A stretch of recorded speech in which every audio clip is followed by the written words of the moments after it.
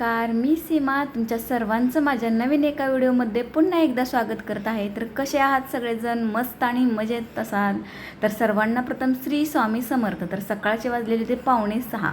तर घरामध्ये सगळी शांत झोपलेले आहेत आणि मीच उठले आहे. आज मिस्टरांना डब्बा वगैरे काहीच द्यायचा नव्हता, त्यामुळे म्हणलं चला आपलं आज रुटीन जरा लवकर चालू करा. कारण रोज कसं असतं माहीत आहे का, मिस्टरांना जर डब्बा द्यायचा नसेल ना तर माझं जरा थोडंसं 7ला होतं चालू. कारण की आता मी निवांतच असते, लवकर उठून तर काय करायचं, त्यामुळं मग मी जरा उशिराच उठायचे. म्हणलं आज गुरुवार आहे, कारण आज उंबरठा पूजन वगैरे करायचं, देवांना अभिषेक पण घालायचा आहे. तर म्हणून मग मी आज जरा लवकर उठल्या पहिलं बाहेरच्या खिडक्या वगैरे सगळ्या ओपन केल्या, पडदं ओपन केलं आणि बाहेरची जी बाहेर हवा असते ना सकाळची मस्त शांत अशी, ती सगळे आतमध्ये घ्यायची म्हणलं. कारण रात्रभर जी गरम हवा असते ना फॅनची, ती असं घरामध्ये दमट वातावरण झालेलं असतं. म्हणलं चला सकाळी सकाळी सगळ्या खिडक्या वगैरे ओपन केल्या. खिडक्या ओपन केल्या का ह्या बघाच लगेच आतमध्ये आल्या चिमणी साहेबा. त्यांना कुठून रस्ता मिळाला काय माहिती, पण लगेच त्या येऊन किचनमध्ये गेलेल्या आहेत. मला तर काहीच माहिती नव्हतं, आवाज येतोय म्हणून मी बघायला गेले तर बघते तर चिमणी होती. म्हणलं चला आज गुरुवारचा दिवस आहे, मस्त असं चिमणीच्या गावेनं रूपामध्ये ना मला स्वामींचं दर्शन छान भेटलेलं आहे. त्यामुळे मग मी मस्त असं तिचा नमस्कार केला आणि तिला म्हणलं काहीतरी खायला द्यायचं, तोपर्यंतच ती उडून गेली. म्हणलं ठीक आहे, मला जाऊ दे म्हणलं. नंतर ना मग मी मस्त अशी फ्रेश वगैरे झाले आणि म्हणलं चला पहिल्यांदा म्हणलं आपण उंबरठा पूजन वगैरे करून घ्यायचं. त्यासाठी मी काय केलेलं आहे माहिती आहे का, सगळं जे आहे ना बाहेरचं जे दरवाजाच्या बाहेरचं तिथं झाडू वगैरे मारला, मस्त ते सगळं फरशी वगैरे सगळी बाहेरची पुसून घेतली, उंबरा स्वच्छ एकदम पुसून घेतला आणि मग हळदीचं लेपन तयार केलं. आणि हळदीचं लेपन मी करते ना ते तयार, त्याच्यामध्ये गुलाबजल टाकत असते. आपलं साधं पाणी नाही, गुलाबजल टाकायचं आणि त्याच्यापासून ते हळदीचं लेपन तयार करायचं आणि त्याचं उंबऱ्यावरती त्याचं लेपन द्यायचं. तर मग मस्त असं हळदीचं लेपन दिलं आणि मस्त अशी स्वस्तिक काढत आहे. तरी स्वस्तिक काढताना ना नेहमी ना आपण काय करतो माहीत आहे का, असं म्हणतात की स्वस्तिक काढताना ना बाहेरून आतमध्ये यायचं, बाहेरून आतमध्ये यायचं, आतमधून बाहेर जायचं नाही. त्यामुळे मग मी तशीच जेव्हापासून मला समजले ना तेव्हापासून मी स्वस्तिक तसंच काढते. आणि स्वस्तिक काढल्यानंतर ते स्वस्तिक कधीही रिकामं पण ठेवायचं नाही म्हणे, त्याच्यामध्ये टिपके द्यायचे. त्यामुळे मग मी टिपके देऊन ठेवलेले आहेत. मस्त असं दोन्ही पण कोपऱ्यामध्ये उंबरट्याच्या रांगोळी काढले. आणि आपल्याला जर बाहेरच्या साईडला रांगोळी काढायची असते ना उंबरेच्या, तर ती ना आता मी बसले ना तर उजव्या हाताला माझ्या मी रांगोळी काढून घेणार आहे.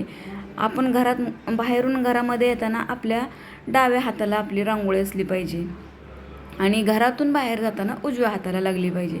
अशा पद्धतीने मी बाहेर रांगोळी काढते उंबऱ्याच्या. तर कसं असतं माहीत आहे का, ती दिशा रांगोळीसाठी खूप शुभ मानली जाते. बाहेरून आपण घरात येताना आपली डावी साईड आणि घरातून बाहेर जाताना आपली उजवी साईड, अशा ठिकाणी आपण रांगोळी काढून घ्यायची. मस्त अशी उंबऱ्याची पूजा वगैरे करून घेतली, मस्त असं त्याच्यामध्ये कलर वगैरे टाकून घेतला. तर कसं आहे माहिती आहे का, दर गुरुवारी असं जर केलं ना खूप प्रसन्न वाटतं बरं का. त्या दिवशी घरामध्ये वातावरण एकदम खूप भारी होतं. आणि कसं आहे माहिती आहे का, असं म्हणतात की आपल्या घराचा जर उंबरठा असेल ना, तो स्वच्छ जर असेल ना तर घरातील वातावरण एकदम प्रसन्न होतं. घरामध्ये ना सुख शांती समाधान हे नेहमी राहतं. तर उंबरठ्याची पूजा केल्यानंतर मग मी लगेच आलेले आहे तुळशीला पाणी घालण्यासाठी. तर तुळशीमध्ये विठ्ठल रुक्मिणीची मूर्ती आहे, त्यांची पण मी पूजा करते बरं का. तर म्हणलं कारण ही विठ्ठल रुक्मिणी ह्याच्यामध्ये होते, देवघरामध्ये होते.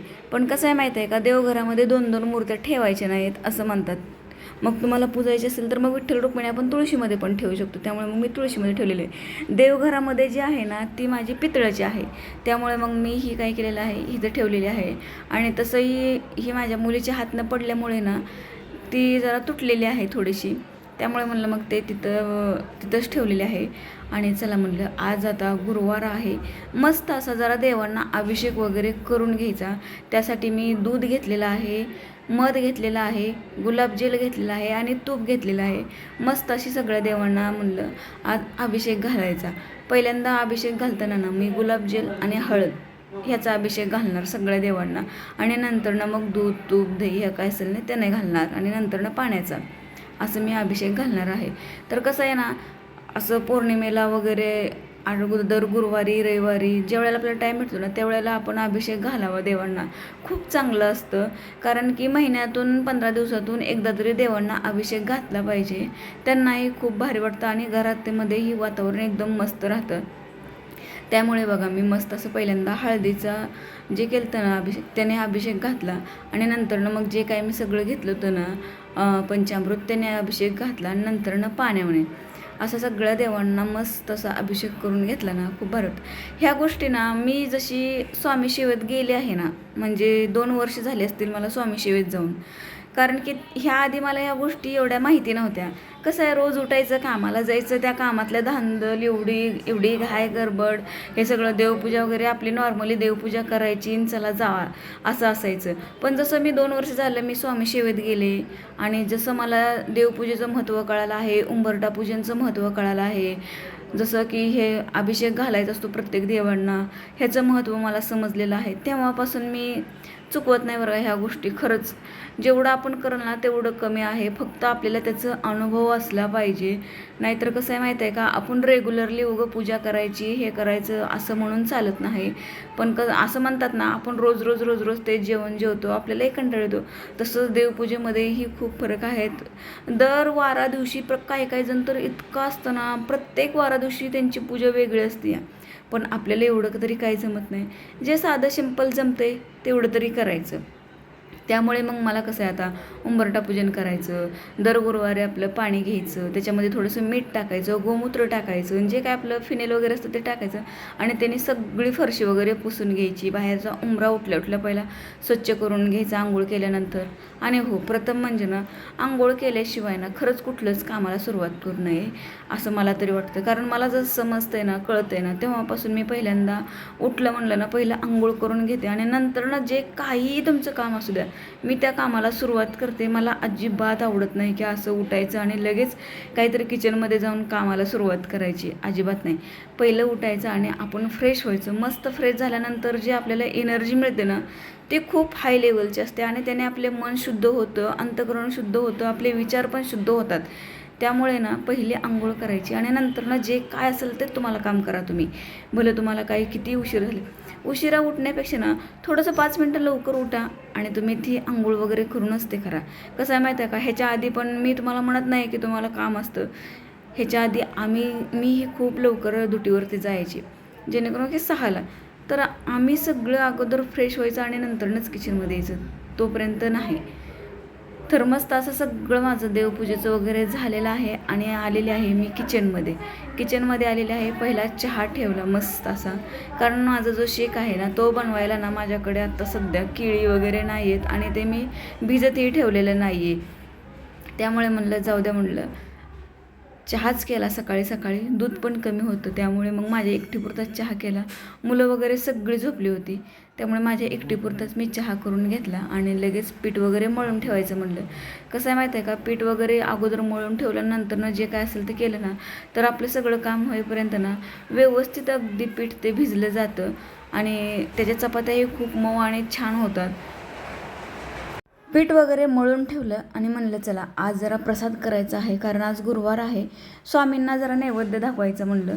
त्यामुळे मग मी काय केलेलं आहे, शिरा वगैरे जो रवा आहे ना तो मस्त असा तुपामध्ये भाजून घेतला आणि अगोदरच भाजून ठेवला होता, तरी पण मी त्याच्यामध्ये तूप टाकलं, त्याच्यामध्ये थोडेसे ड्रायफ्रूट टाकले, ते मस्त असे भाजले. नंतर विलायचीची जी पावडर केलेली आहे ना ती टाकली आणि त्याच्यामध्येच साखर टाकली आणि इकडं साईडला मी पाणी गरम करायला ठेवलेलं आहे. कारण कसं आहे माहीत आहे का, आपण पाणी गरम करून जर त्याच्यामध्ये ओतलं ना तर खूप छान होतं बरं का शिरा. त्यामुळे मी काय करते, सगळं त्या रव्यामध्ये टाकते, ड्रायफ्रूट जे काय असेल ते सगळं त्याच्यामध्ये टाकते, साईडला पाणी गरम करते आणि मगच त्याच्यामध्ये ते पाणी टाकते. तसं केल्यानंतर जो शिरा आहे ना तो खूप सुंदर लागतो, खरंच खूप छान लागतो, त्याची चव खूप भारी लागते बरं का. तर शिरा तयार झाल्यानंतर बघा मी त्याच्यामध्ये थोडं पाणी घेतलेलं आहे. मी ते देवघरामध्येच पाणी वगैरे ठेवण्यासाठी तो जो बाऊल आहे ना तो घेतलेला आहे. मला चला मस्त असा समर्थांना नैवेद्य दाखवायचा. त्या वाटीमध्ये शिरा घेतला, त्याच्यावरती 2 तुळशीची पानं ठेवली आणि तो प्रसाद मी तिथे देवघरामध्ये ठेवला.